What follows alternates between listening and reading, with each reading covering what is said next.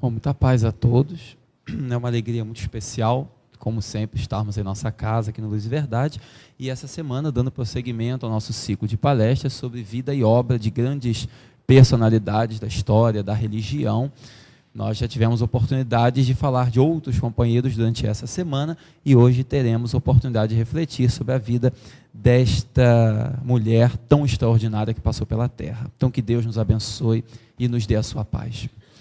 Quando nós olhamos a história da humanidade, nós vemos que Deus nunca deixou de enviar à terra os seus missionários, porque Ele sabe que todos nós necessitamos de bons exemplos para poder progredir.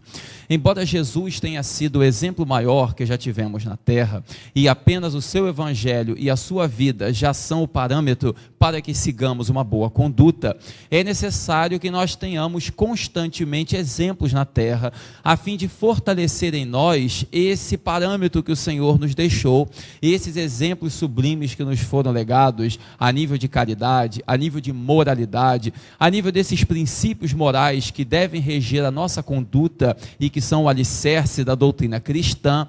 Jesus envia os seus missionários para que periodicamente a humanidade os conhecendo, aliás, constantemente a humanidade os conhecendo, porque nunca ficamos carentes deles, tenhamos mais fortalecido em nossas almas o incentivo, a ideia, essa proposta central do amor a Deus sobre todas as coisas e ao próximo como a nós mesmos. Foi assim que nós vimos a nossa história, personalidades como São Francisco de Assis, como Mahatma Gandhi, como Joana d'Arc, como João Russe, como Madre Teresa de Calcutá e tantas outras personalidades que passaram pelo mundo antes de Jesus também, mas especialmente de Jesus para cá, dando-nos o exemplo sublime do amor a Deus e do amor ao próximo, e assim demonstrando que esse é o verdadeiro caminho pela qual a humanidade irá encontrar o seu processo de unificação. Não é a fé que vai salvar uma criatura, mas é a caridade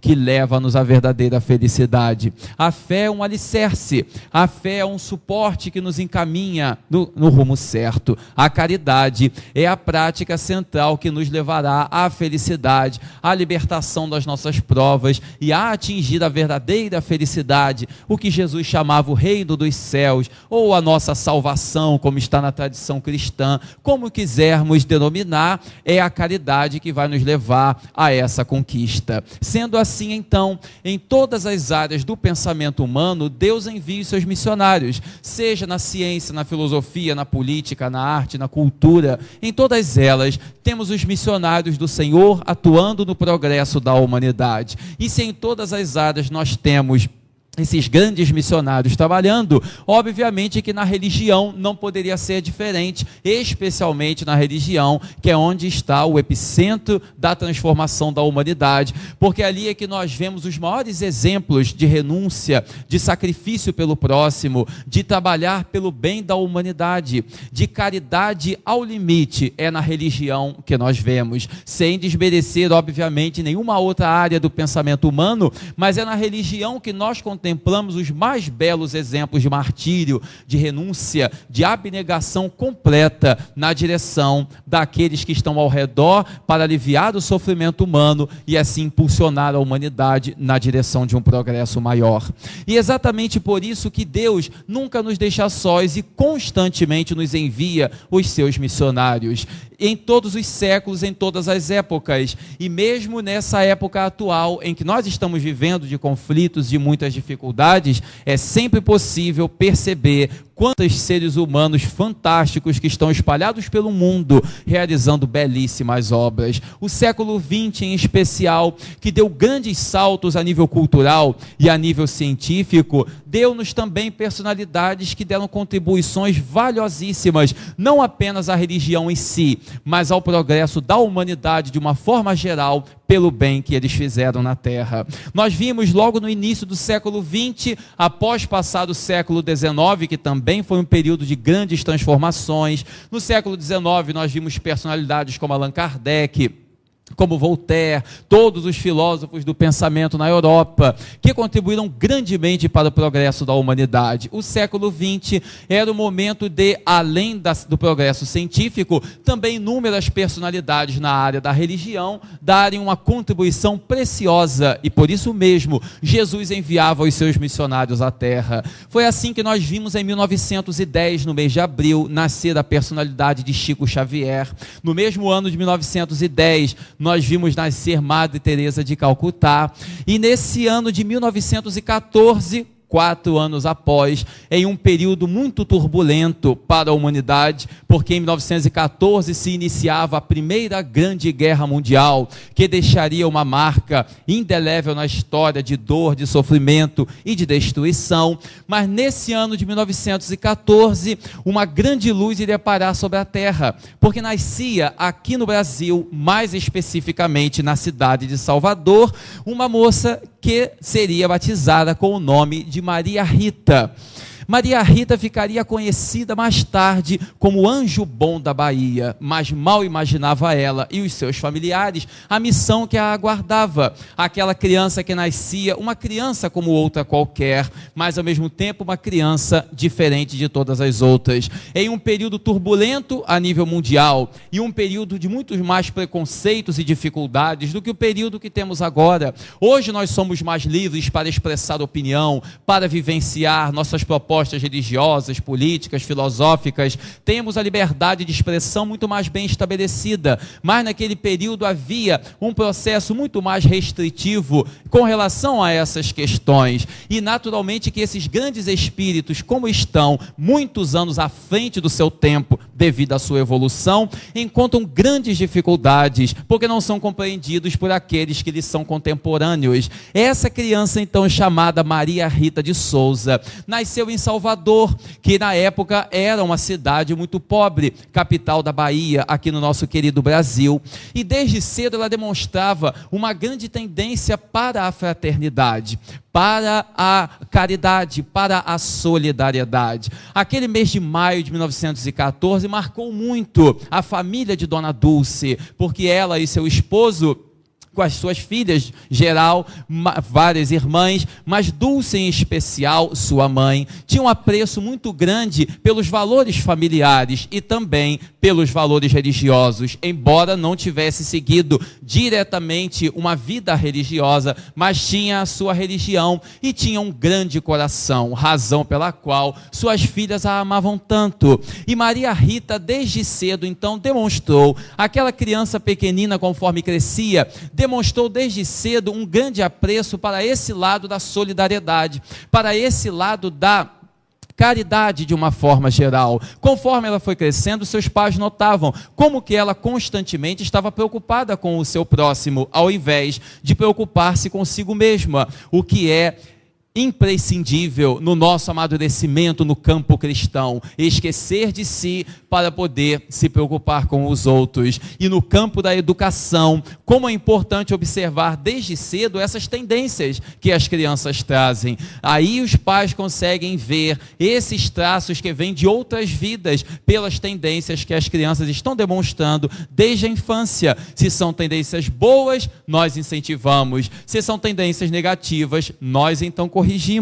Mas Maria Rita crescia uma criança como outra qualquer, mas uma criança extremamente bondosa, o que fez naturalmente que de alguma forma chamasse a atenção esse comportamento dela. Mas aquilo que é belo, naturalmente sempre traz alguns conflitos para aqueles que são os porta-vozes dessa beleza espiritual, pela incompreensão que enfrentariam na época. Ela começa a crescer como uma criança como outra qualquer, a estudar, a conviver com a família, mas cada vez mais em que ela se preocupava com a generosidade, fortalecia dentro dela esse desejo de trabalhar pelo seu próximo, de fazer todo o bem que estivesse ao seu alcance para aqueles que estavam ao seu redor. A vida religiosa convidava a seguir de coração esses princípios tão tradicionais no cristianismo, especialmente na tradição católica. A vida religiosa, que é tão bela quando bem vivida, ela chamava dentro do seu coração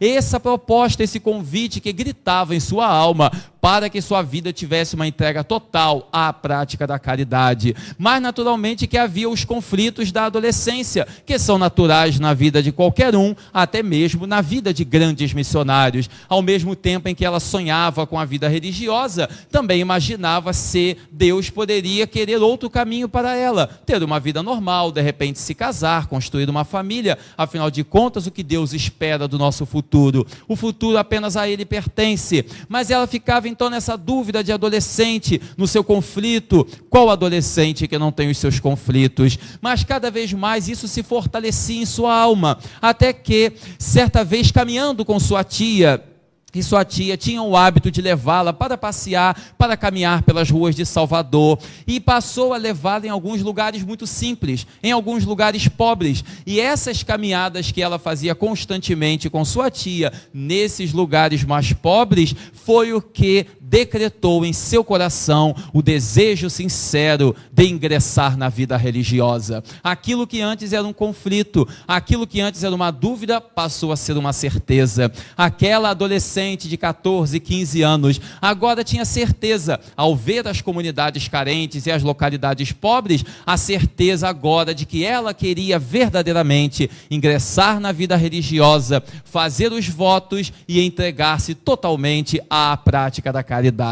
Só que, ao mesmo tempo que isso falava em seu coração, a pouca idade acabava atrapalhando para o momento. Ela precisava esperar mais um pouco. Decidiu adentrar no convento de Santa Clara, só que não foi permitido devido exatamente à pouca idade. Uma adolescente ainda não tinha condição de fazer votos daquela natureza, de exercer uma tarefa que exige tanta renúncia, que exige tanta abnegação, e essa proibição de adentrar no convento, na ordem, desde já, foi para ela motivo de grande decepção, mas não motivo de esmorecimento, porque os grandes idealistas nunca desanimam dos seus ideais, e os obstáculos são sempre estímulos para que eles prossigam nos seus ideais. Quem desanima diante de um obstáculo não está preparado para o ideal, porque o obstáculo tem que ser um estímulo para prosseguir, e não um estímulo para desanimar. Ela então, diante daquela recusa, compreendeu perfeitamente que as suas irmãs estavam preocupadas com ela, que naturalmente, sendo muito jovem, talvez não suportasse a vida difícil e sacrifícios que a vida religiosa pedia. Continuou com a sua vida normal, estudando, ajudando seus familiares e sempre que possível exercendo no trabalho do bem aquilo que estava ao seu alcance. Quando no ano de 1933, ela então se forma como professora primária, já estava mais madura, 19 anos de idade, já muito madura, já adulta, já trabalhando ainda mais intensamente, ainda não havia adentrado para a vida religiosa de fato, mas vivia a religião no seu coração, o que é o principal, até porque há muitas pessoas que fazem os votos religiosos e não são verdadeiramente religiosas. Ela havia transformado o quintal da casa dos seus pais, onde ela morava, praticamente num albergue, porque diariamente ela levava mendigos para poder dar alimento, pessoas doentes para poder cuidar, e sua irmã a ajudava nesse trabalho, tanto que a casa deles ficou apelidada pela vizinhança de Portaria de São Francisco, porque era a casa para onde todos indicavam qualquer pessoa que precisasse de ajuda. Lá estava Maria Rita e sua irmã cuidando dos doentes e dos necessitados. Essa necessidade então que ela tinha de servir cada vez mais se fortalecia em sua alma. Ela se forma então professora primária aos 19 anos, estamos portanto em 1933, e nesse mesmo ano de 1933 ela adentra em uma nova ordem. Agora de fato já era adulta, na ordem da Irmã Imaculada da Conceição da Mãe de Deus. Era o nome de uma das ordens que na época era muito conhecida em Salvador, na Bahia, e que tinha toda uma estrutura, como toda a organização católica, muito bem organizada e muito bem trabalhada, a Madre Superiora que coordenava o trabalho e as irmãs freiras que faziam parte então do convento e participavam das atividades. Ela adentrou, então foi aceita.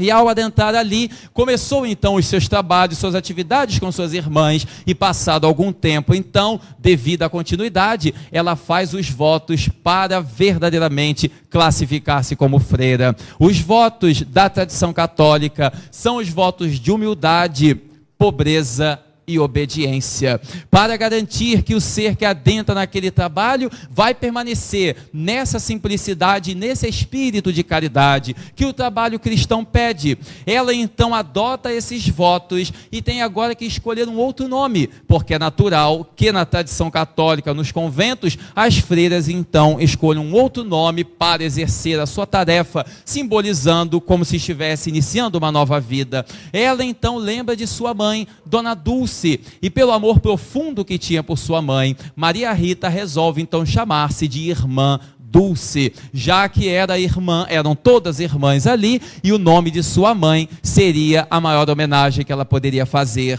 Irmã Dulce então agora estava dentro do convento de Conceição Imaculada, trabalhando com suas irmãs e começando a realizar seus trabalhos como qualquer outra freira fazia. Mas na verdade os idealistas são sempre um pouco diferentes dos demais, são sempre pessoas que sonham mais alto, que pensam mais alto, e ela começou a fazer algumas coisas que destoavam um pouco daquilo que era o procedimento natural dos trabalhos religiosos. Ela começou a realizar algumas atividades fora do convento, começou a fazer algumas coisas que fugiam à disciplina do próprio convento. Ao invés de ficar dentro do próprio convento estudando e fazendo aquilo que suas irmãs faziam com pequenos momentos de caridade, ela renunciava às outras coisas para estar no máximo de tempo possível trabalhando na caridade, porque havia tantos miseráveis, havia tantas pessoas necessitadas. O seu trabalho foi muito parecido com o de Madre Teresa de Calcutá, que preferia, ao invés dos rituais e de todo o formalismo do trabalho,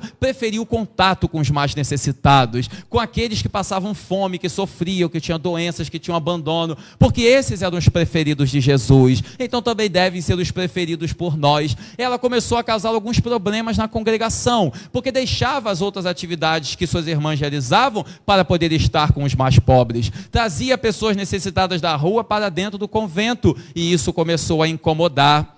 Foi chamada a atenção pela Madre Superiora, mas embora tenha sido chamada a atenção, isso não mudou diretamente a sua conduta, porque ela pensava que essa era a preferência de Jesus, e os problemas acabaram se agravando, porque muitas vezes ela ficava até tarde da noite, muitas ocasiões até nas madrugadas, procurando doentes, procurando necessitados, atendendo as pessoas. O convento fechava às 18 horas, e muitas vezes ela era vista às 10, 11 horas da noite, meia-noite, procurando crianças, jovens, idosos, necessitados pelas ruas de Salvador, aonde estava o convento que ela fazia parte. Isso passou a representar então um grande problema, porque a Madre Superiora não simpatizava com aquela atividade, e as suas irmãs eram, cada uma com uma opinião, algumas gostavam do trabalho dela, outras não simpatizavam, e isso começou a criar um grande conflito, se era uma indisciplina, ou se era apenas fruto de um ideal. Então ela deve ser punida, mas como punir alguém que está fazendo o bem?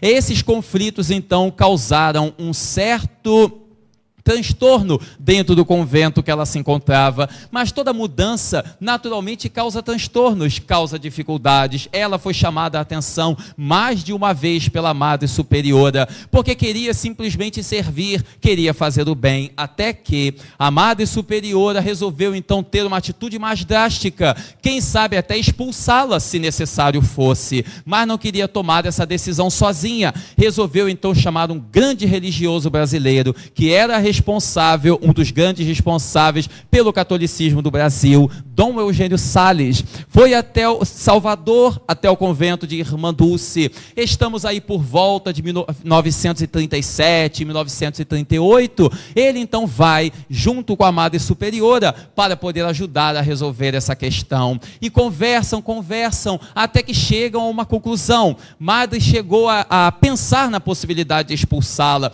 mas Dom Eugênio Salles simpatizou simpatizou com o trabalho de irmã Dulce. Não que a madre não havia simpatizado, mas era a preocupação com o bom andamento do convento, com uma possível indisciplina. São compreensíveis todas as preocupações, mas Dom Eugênio Salles chegou a uma conclusão fabulosa. Ao invés de expulsá-la, vamos liberá-la para que ela realize o trabalho como quiser, e nós apoiaremos da melhor forma. Daremos para ela essa possibilidade. Ela terá a autorização da igreja para não ficar no claustro, ou seja, não ficar presa dentro do convento. Terá essa possibilidade, essa autorização para realizar os seus trabalhos. Isso foi motivo de grande felicidade. Claro que nada disso se fez sem lágrimas, sem dores, sem conflitos, sem lutas, mas na verdade assim acabou acontecendo, e ela teve essa permissão. Só que ela preferia muito mais ficar nas ruas. Irmã Dulce, então, após essa autorização, agora mais livre, foi fazer aquilo que já fazia antes, só que agora autorizada.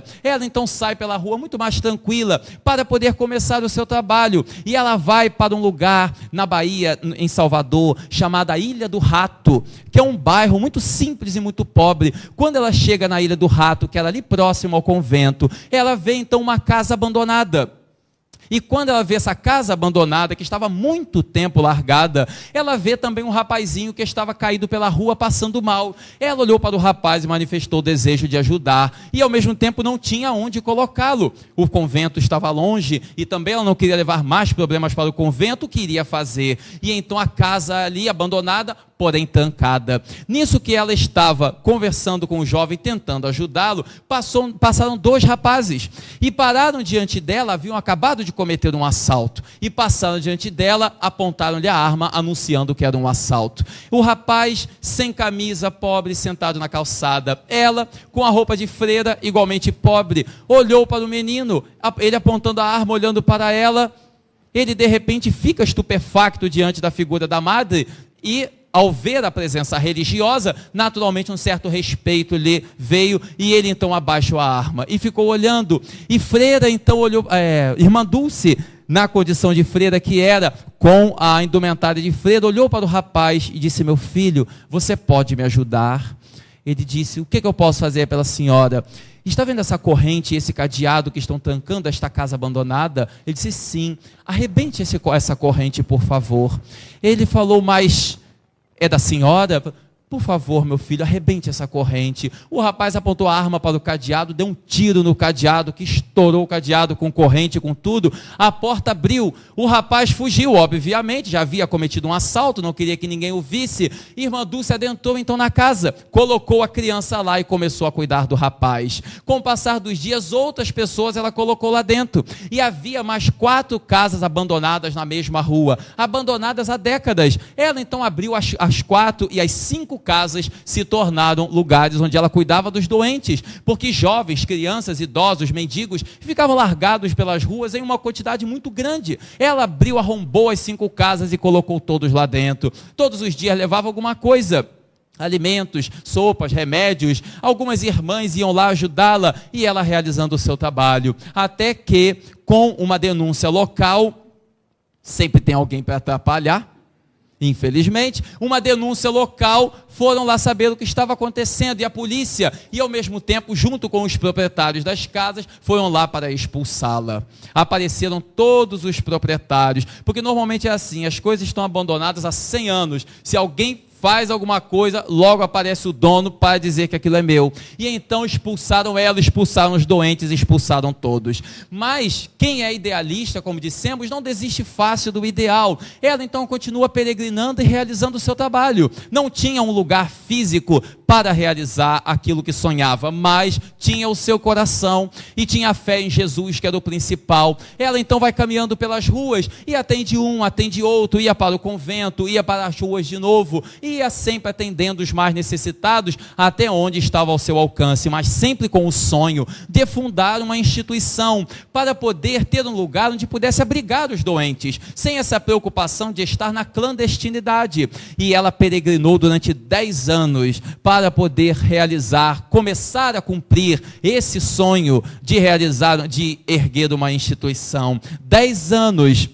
de perseverança, de luta, sem ter um lugar fixo para ficar. Estamos aí por volta de 1940, 1945, ela então chega perto do convento onde trabalhou com as suas irmãs, havia um galinheiro.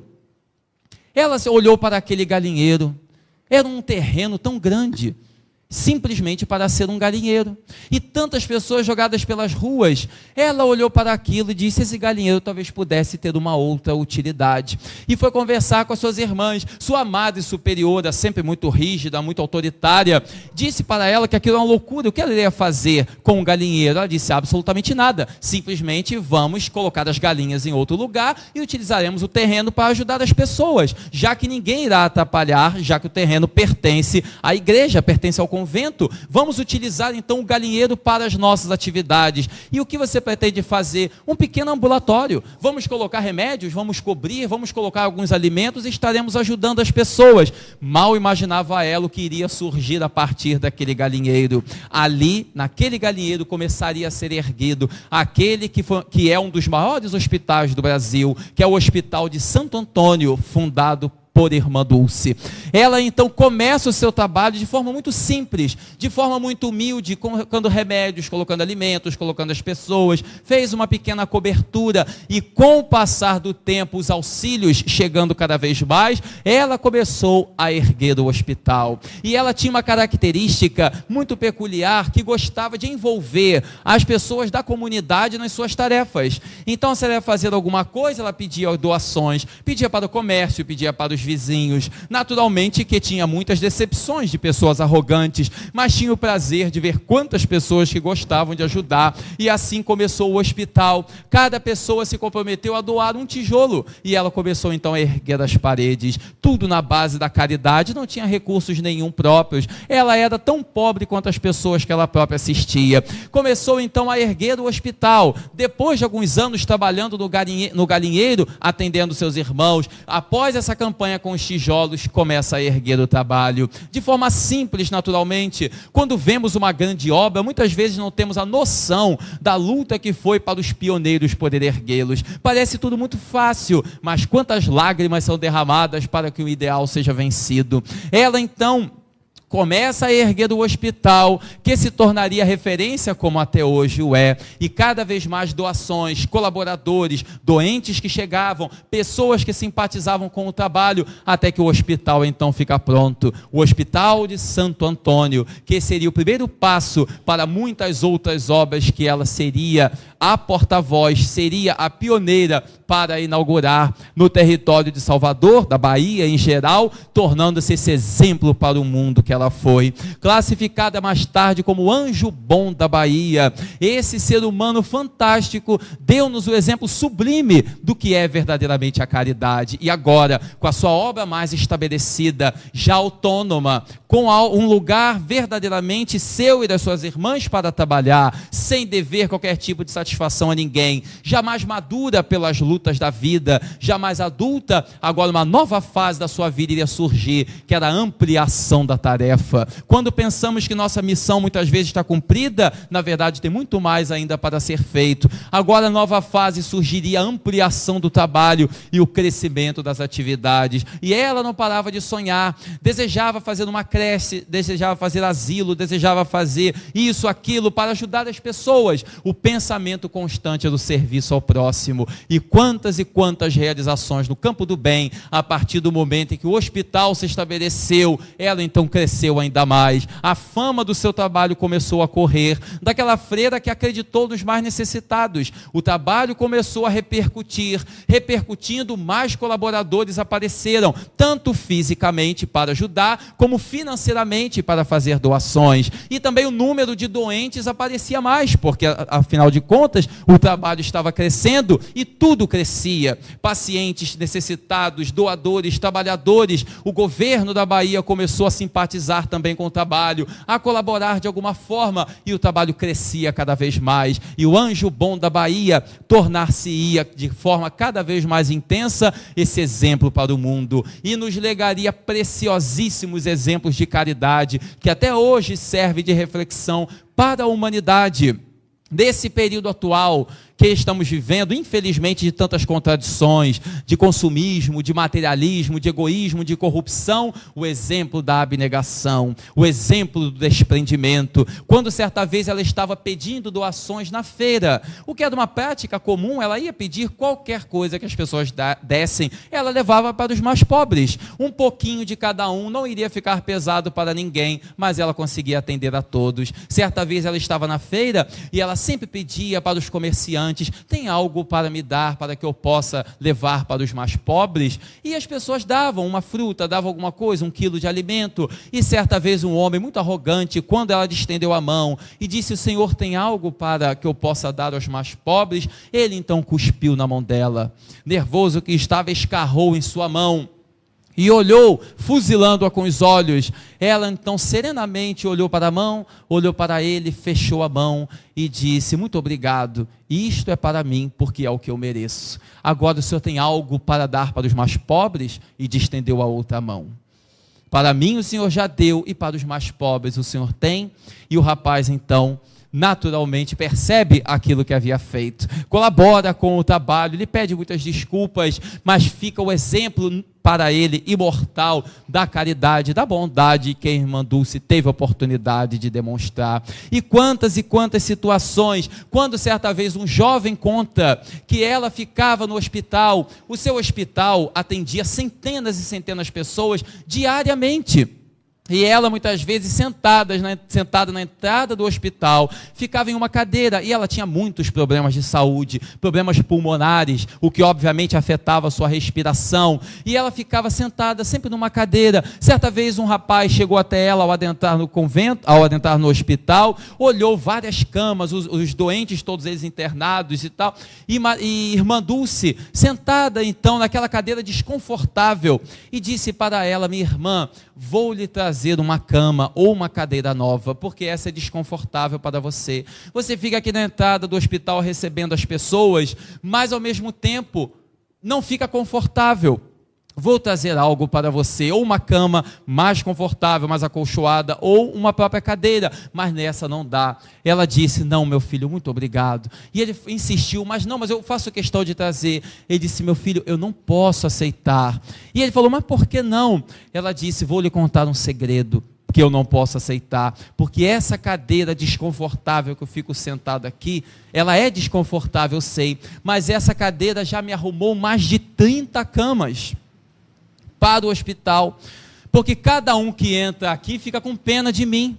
Olha que eu estou nessa cadeira e diz: vou trazer uma cama para a senhora, e traz. E eu então boto ali no ambulatório, boto na enfermaria. Vou trazer uma cadeira melhor para a senhora, e traz. Eu então coloco para os doentes. Se eu ficar aqui bem, ninguém traz mais nada, porque está achando que está tudo bem. Então deixa assim que as pessoas vão trazendo. Você quer trazer alguma coisa? Traga, mas saiba que vamos colocar na enfermaria do hospital.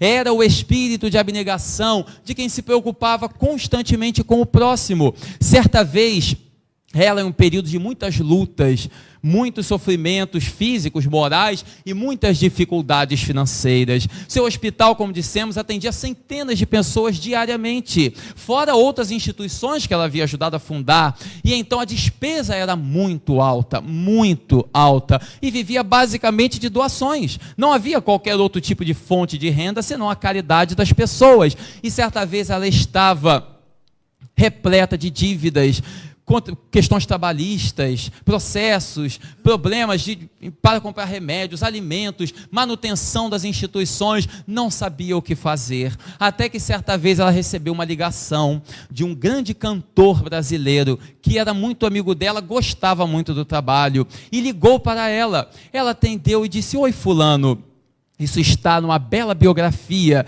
que foi escrita a respeito de sua vida. E então esse grande cantor do Brasil ligou para ela e disse: irmã, sonhei com você.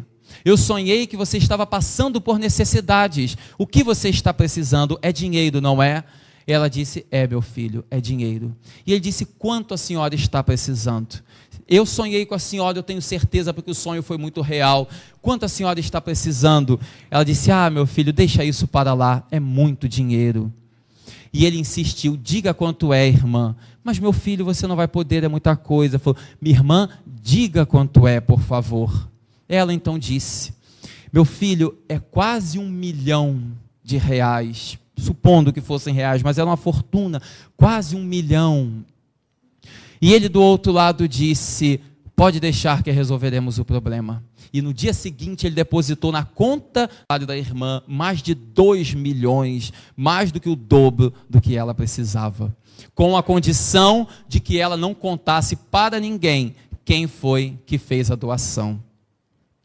A condição que ela não contasse para ninguém, e ela não contou. Mas nessa biografia que eu li estava o nome do cantor. Como ele pediu para não contar para ninguém, eu também não vou contar para vocês.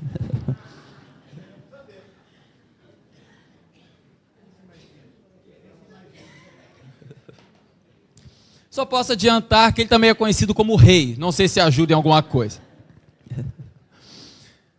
Mas então, uma colaboração, o espírito de desprendimento e o desejo de servir, a vontade de ajudar cada vez mais, para que o amor ao próximo pudesse prevalecer, esse espírito de colaboração que fez com que este grande companheiro entrasse em contato para, num ato de desprendimento, porque não é qualquer um simplesmente por ter que realiza um ato desse. E ela, abençoada por Deus, vendo como que o Senhor ouvia suas preces, todas as vezes que ela estava em conflitos muito grandes, ela se recolhia para orar. Aliás, orava constantemente, mas recolhia-se para orar e nos momentos de dificuldade, ela então orava de forma mais contrita, como todos nós fazemos, e pedindo ao Senhor forças para não desfalecer, recursos para poder prosseguir, porque ela sabia que os recursos vêm através de Deus, não são as pessoas que levam as coisas umas para as outras. Nós somos todos inspirados por Deus para fazer o bem, para poder servir, para atender uns às necessidades dos outros. Então ela sabia que tudo vem de Deus. Ela pedia então a Deus, e os espíritos amigos inspiravam para que as doações pudessem chegar e ela então sanasse as necessidades do seu hospital e de todas as obras que fundou. Prosseguia então no seu trabalho, na sua luta. Quantos momentos inesquecíveis de encontros com autoridades, sem jamais perder a simplicidade. Ela dizia sempre: a obra não é nossa, a obra é de Deus. Quando o governador da Bahia, na época, fez um grande discurso em praça pública, e hoje existe uma praça na Bahia, em homenagem a ela, chamada Praça Irmã Dulce, o governador, num grande discurso para muitas pessoas, chamou ao palco, ao palanque, para poder homenageá-la, e disse: vamos ouvir algumas palavras, porque a obra de Irmã Dulce é uma obra fenomenal. Vamos ouvir as palavras da nossa irmã. E ela começou dizendo: a obra não é nossa, a obra é de Deus. Mas eu poderia dizer a vocês que só o amor é capaz de construir aquilo que nós conseguimos construir até hoje, porque Deus é amor, como disse o apóstolo João, e suas palavras cada vez mais tocavam o coração das pessoas. Isso fez dela esse ícone admirável que nós vemos, e fez com que se tornasse esse exemplo sublime de serviço ao próximo, que nós temos que cada vez mais interiorizar, esse espírito de luta, de luz e de paz, para que entendamos verdadeiramente que é disso que a humanidade precisa, desse espírito de solidariedade. Quantas pessoas que desprezam o sentimento de solidariedade para valorizar outros aspectos superficiais da religião, cultos, rituais, profissões de fé, determinadas coisas superficiais, quando o serviço ao próximo é o principal. Eu conversava outro dia com um companheiro que é radical em matéria de religião, e ele, pela profissão de fé que eles possuem, eles acreditam na ideia do inferno, que é a ideia do sofrimento eterno. Nós espíritas não aceitamos o sofrimento eterno, porque não seria justo da parte de Deus deixar seu filho sofrer para sempre. Então não existe inferno, existem sofrimentos temporários, onde nós nos reajustamos para depois prosseguir a nossa evolução. Então o sofrimento é temporário, mas não é eterno, por isso que não existe inferno. Mas na condição de fé dele existia, e conversávamos há algum tempo, e eu então lhe falei: mas e as pessoas que fazem o bem, que se entregam à caridade, não tem valor? E ele falou: se não tiveram a fé desses moldes que estou dizendo, não tem nenhum valor. Eu falei: onde está então Irmã Dulce? Ele falou: no inferno. Eu falei: Madre Teresa de Calcutá? No inferno. Eu falei: Chico Xavier? No inferno. Eu falei: então eu quero ir para lá. Se essas pessoas estão no inferno, fazer o que no céu? Aliás, quem será que foi para o céu se pessoas tão admiráveis estão no inferno? Ele olhou e falou assim: é porque na verdade, não basta apenas a caridade, é necessária a fé. Eu falei sim, mas não se esqueça de que a fé sem obras é morta, e que Jesus disse que meus discípulos serão conhecidos por muitos se amarem. Um mandamento vos dou, disse o Senhor, que vos ameis uns aos outros. Então esse é o primeiro mandamento. As demais questões são importantes, a fé, o estudo, tudo isso é importantíssimo, mas nada será mais importante do que esse espírito de caridade, do que esse sentimento de amor ao próximo. Por isso que é isso que nós temos que resgatar, e é isso que esses missionários de todos os tempos têm para nos oferecer. Irmã Dulce prosseguiu então na sua obra. Quando o Papa veio ao Brasil, o Papa João Paulo II, em 1980, e foi à Bahia, teve um encontro com a Irmã Dulce, e deu-lhe um rosário de presente, de lembrança, por ela ser esse anjo bom, como conhecida no Brasil e no mundo, e por realizar essa obra tão fenomenal. Quando ele volta ao Brasil em 1990, 10 anos após, tem um novo encontro com ela, mas agora ela já está mais adoentada, com a idade mais avançada. Ele vai até o hospital visitá-la, e então encontra ela enferma no leito, mas tem um contato com ela, abraça, abençoa, e prossegue na sua tarefa de Papa, de grande Papa que foi João Paulo II, e Irmã Dulce prosseguia na sua luta. A revista Isto É considerou-a na década de 90 a religiosa do século XX. Em 1988, o então presidente José Sarney indicou ao Prêmio Nobel da Paz. Infelizmente ela não ganhou. Outra pessoa levou, outra instituição levou naquele ano, mas quase que o Brasil consegue levar uma ganhadora do Prêmio Nobel, o maior prêmio da solidariedade mundial.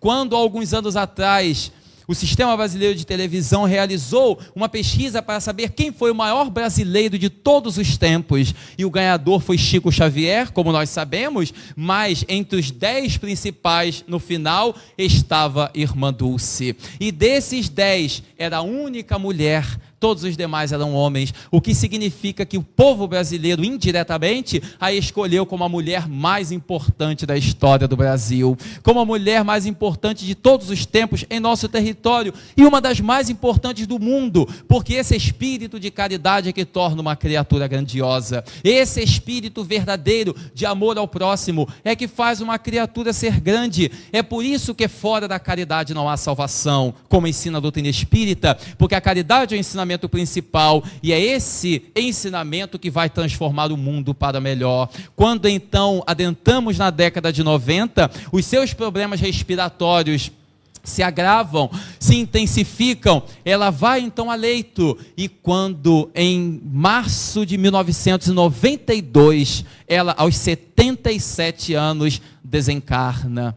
Morte natural devido ao envelhecimento dos órgãos. Ela então desencarna 77 anos de entrega total a Jesus, no Hospital de Santo Antônio, que ela havia fundado junto com suas irmãs. Ali, ela então entregou sua alma a Deus. Foi ser enterrado no outro local, o corpo foi ser velado, mas depois transferiram para o Hospital de Santo Antônio, onde se encontra até hoje, e sua obra inesquecível prossegue sendo referência para todos aqueles que têm o cuidado ou de visitar, ou de ler, ou de alguma forma tomar contato com esse espírito admirável. Quando Madre Teresa de Calcutá esteve no Brasil, na década de 80, e tomou contato com a Irmã Dulce, as duas se conheceram, se abraçaram na Bahia. Esses dois exemplos preciosos da caridade mundial estavam nas terras brasileiras, conversaram sobre o trabalho no bem. O trabalho das duas era muito parecido, era a entrega total aos mais pobres e aos mais necessitados, de forma mais simples. Uma coisa que ficou muito marcante na vida dela foi um bairrozinho lá na Bahia, chamado Alagados, que tinha as famosas casas de palafita, aqueles barracos que eram construídos em pedaços de pau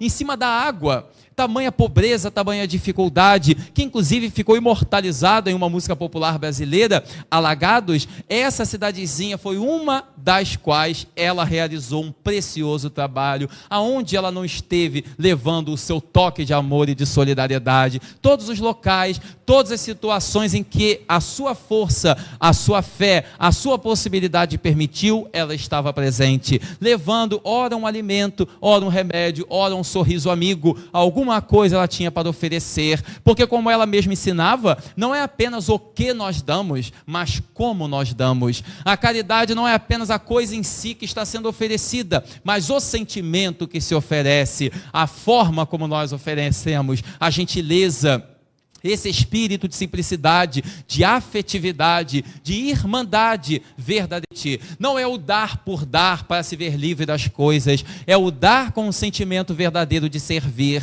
Esse é o amor, porque podemos dar sem amor, simplesmente para se desfazer das coisas ou se desfazer das pessoas, ou podemos dar com a preocupação de levar alegria, de levar felicidade, com aquele carinho que caracteriza os verdadeiros servos do Senhor, e aí sim estaremos agindo com caridade real, que não é só material, é também a caridade moral. Esse espírito abençoado, então, que veio à terra nos ensinar, esse sentimento de caridade tão puro e tão nobre, prossegue sendo exemplo para todos nós. Prossegue até hoje o Hospital de Santo Antônio, que começou naquele galinheiro que citamos, hoje atende mais de 5.000 pessoas na Bahia e é uma referência no Brasil. E foi apenas uma das obras que ela fez, fora as creches, ambulatórios, instituições para beneficiar determinadas classes sociais, mas somente o Hospital de Santo Antônio, que é o epicentro da administração, daquilo que se convencionou chamar obra social Irmã Dulce,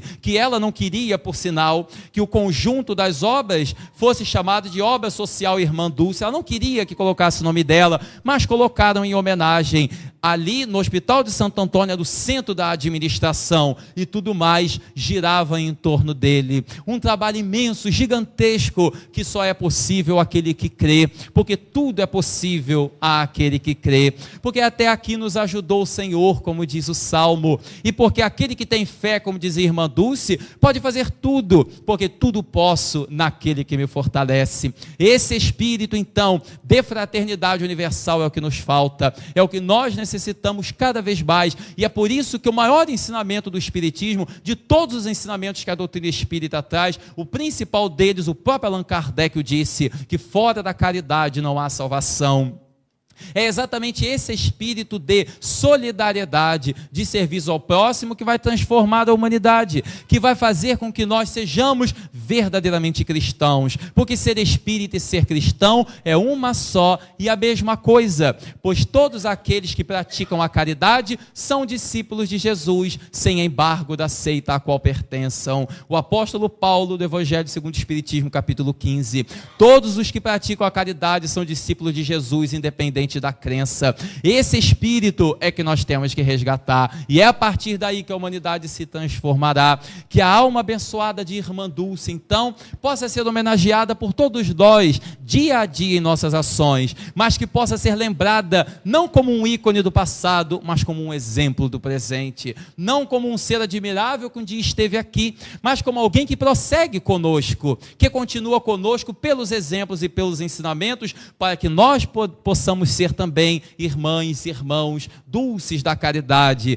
esses heróis que no silêncio, no anonimato, levamos a mensagem de Jesus e transformamos o mundo para melhor. Só assim a humanidade se transformará, e o Espiritismo é tão brilhante que ao lado das outras religiões está construindo um mundo novo, projetando luz na humanidade, eliminando o materialismo, os apegos e enaltecendo a fé, a esperança e a caridade, que é de onde se construirá esse mundo melhor que todos nós sonhamos, para que possamos dizer, como os cristãos do passado: glória a Deus nas alturas, boa vontade para com os homens e paz na terra. Ave Cristo, aqueles que te amam, te homenageiam e te saúdam, Senhor, no limiar da nossa imortalidade. Que assim seja. Muito obrigado a todos pela atenção e fiquemos com Deus.